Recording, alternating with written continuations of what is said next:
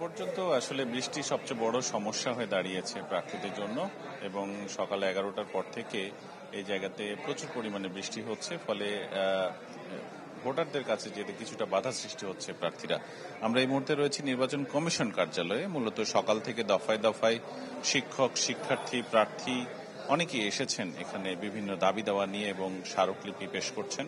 আর সকাল 11টায় এখানে বিএনপিপন্থী শিক্ষকদের একটি সংগঠন তারা এখানে আসে এবং নির্বাচন যাতে সুষ্ঠু হয় এবং কোনোভাবেই যাতে এই নির্বাচন বিতর্কিত না হয় সে বিষয়ে তারা এখানে দাবি জানিয়েছেন নির্বাচন কমিশনারের কাছে এবং নির্বাচন কমিশনার তাদেরকে আশ্বস্ত করেছেন। এরপরে দুপুরবেলা আমরা দেখেছি ছাত্রদল সমর্থিত যে প্যানেল, সে প্যানেলের সদস্যরা এখানে এসেছে। তাদের 6টি দাবি ছিল। প্রধান দাবি ছিল নির্বাচনে কালো টাকার যাতে ছড়াছড়ি না হয়, এর বাইরে স্বচ্ছ ব্যালট বাক্স তৈরি এবং এই ভোট গণনার বিষয় যেটি সেটি আসলে হাতে বা ম্যানুয়াল পদ্ধতিতে গণনার বিষয়টি তারা তোলেন। তবে নির্বাচন কমিশন বলেছে যে হাতে গণনার বিষয় যেটি সেটি বাদ রেখে তারা সব শর্ত তারা মেনে নিয়েছেন এবং দাবিগুলো, ফলে এখন আবার নতুন করে নির্বাচন কমিশনকে কিন্তু স্বচ্ছ ব্যালট বাক্স তৈরি করতে হচ্ছে 103টি এবং এছাড়া এখন বর্তমানে কিছুক্ষণ বাদে কিন্তু এখানে ছাত্র শিবির সমর্থিত যে প্যানেল তারাও মোট 9টি দাবি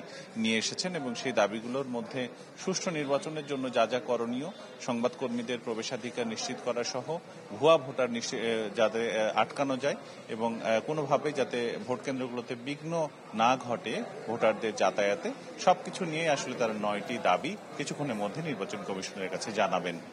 তো সব মিলিয়ে বলা যায় যে প্রচার প্রচারণা চলছে আর বাকি মাত্র কয়েকদিন, 23 তারিখ রাত 10টা পর্যন্ত প্রচার প্রচারণা চালাতে পারবে প্রার্থীরা। এ ছিল আমার কাছে তমাল। আবরার, আপনাকে ধন্যবাদ। এবার আমরা চাকসু নির্বাচনের খবর জানতে চাই। চট্টগ্রাম থেকে যুক্ত হচ্ছেন রনি দত্ত। রনি, মনোনয়নপত্র জমা দেওয়ার সময় তো আরো একদিন বাড়ানো হয়েছে, ছাড়া আর কি তথ্য আছে আপনার কাছে?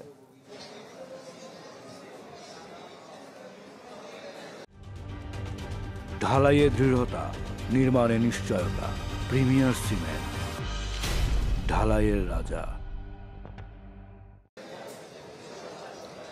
তমাল, মনোনয়নপত্র জমা দেওয়ার যে সময়টি বাড়ানো হয়েছে এবং সেটি যেহেতু আগামীকাল পর্যন্ত সময়টা বিকাল 5টা পর্যন্ত বোধহয় করা হয়েছে, তো এই ক্ষেত্রে আমরা আজকে দেখছি যে মনোনয়নপত্র যে জমার যে হারটি সেটি তুলনামূলক কিছুটা কম, কেননা আগামীকাল যেহেতু একদিন সময় বাড়ানো হয়েছে সেই কারণে অনেকেই কিন্তু আগামীকালের জন্য অপেক্ষা করছেন। তারপরও আমরা দেখছি যে মনোনয়নপত্র জমা দেওয়ার যে বিষয়টি সেটি কিন্তু চলছে।